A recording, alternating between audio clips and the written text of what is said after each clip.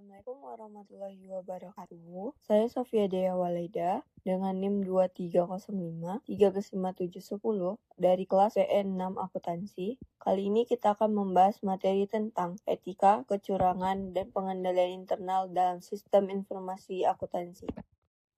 Tujuan pembelajaran kita kali ini yaitu, setelah mempelajari materi ini, mahasiswa mampu, yang pertama, menjelaskan konsep etika dalam sistem informasi akuntansi. Yang kedua, mengidentifikasi bentuk-bentuk kecurangan. Yang ketiga, menjelaskan pengendalian internal dalam organisasi. Yang keempat, menganalisis hubungan antara etika, kecurangan, dan pengendalian internal. Materi yang pertama yaitu tentang etika dalam sistem informasi akuntansi. Pengertian etika. Etika adalah seperangkat nilai dan prinsip moral yang digunakan untuk menentukan perilaku yang benar dan salah dalam suatu organisasi. Pentingnya etika dalam sistem informasi akuntansi. Yang pertama, menjaga kepercayaan pengguna informasi. Yang kedua, menjamin integritas data. Yang ketiga, mengurangi risiko penyalahgunaan sistem.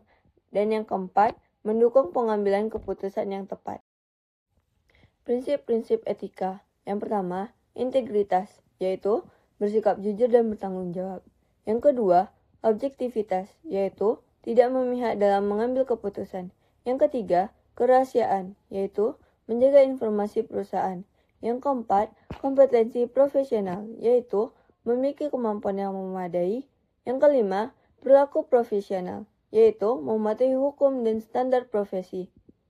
Apakah membocorkan data pelanggan kepada pihak lain termasuk tindakan etis?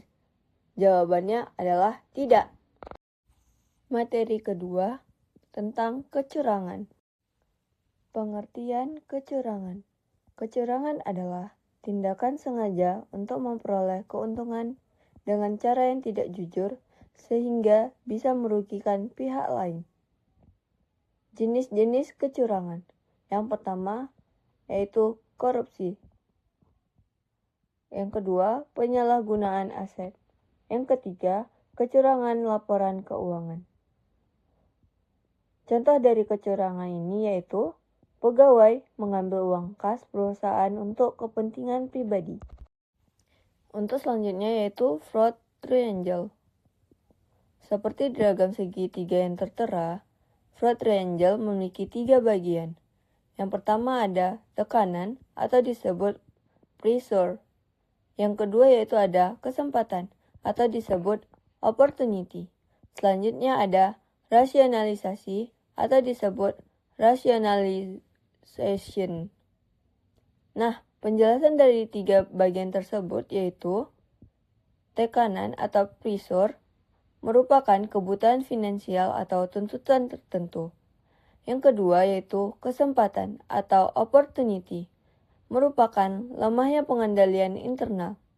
Yang ketiga yaitu rasionalisasi atau rationalization, merupakan pelaku membenarkan tindakan.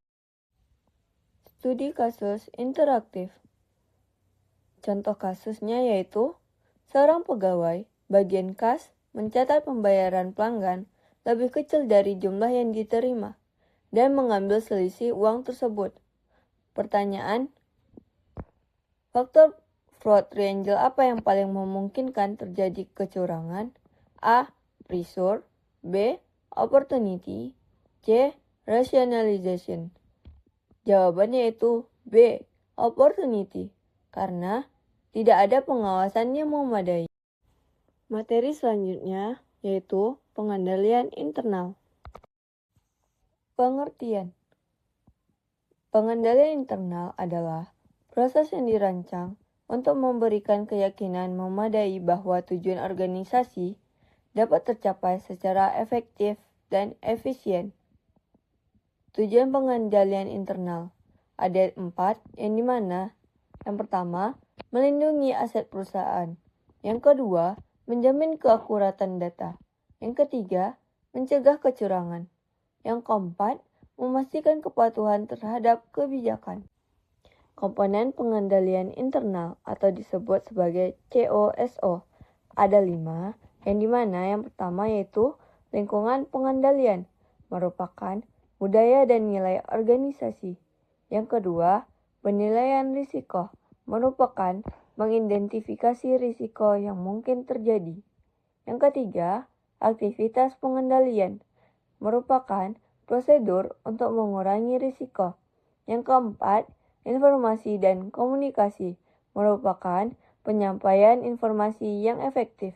Yang kelima, pemantauan merupakan evaluasi berkelanjutan atas pengendalian. Hubungan etika, kecurangan, dan pengendalian internal.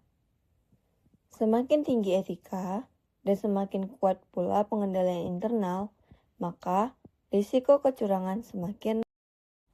Pada gambar pertama, yaitu tentang etika dan kecurangan. Di situ menggambarkan situasi saat Budi menghadapi tekanan dan bujukan dari vendor, serta konflik batin yang ia alami saat tergoda melakukan kecurangan. Sedangkan gambar yang kedua yaitu mengenai pengendalian internal. Di situ menggambarkan Siti sebagai pihak manajemen keuangan yang berhasil mendeteksi adanya kejanggalan sistem dan melakukan analisis data untuk menghentikan kecurangan tersebut. Silahkan scan kuisnya di sini. Kesimpulan dari materi kita hari ini yaitu etika menjadi dasar perilaku profesional. Kecurangan merupakan tindakan yang merugikan organisasi. Pengendalian internal berperan penting dalam mencegah dan mendeteksi kecurangan. Terima kasih sudah menonton.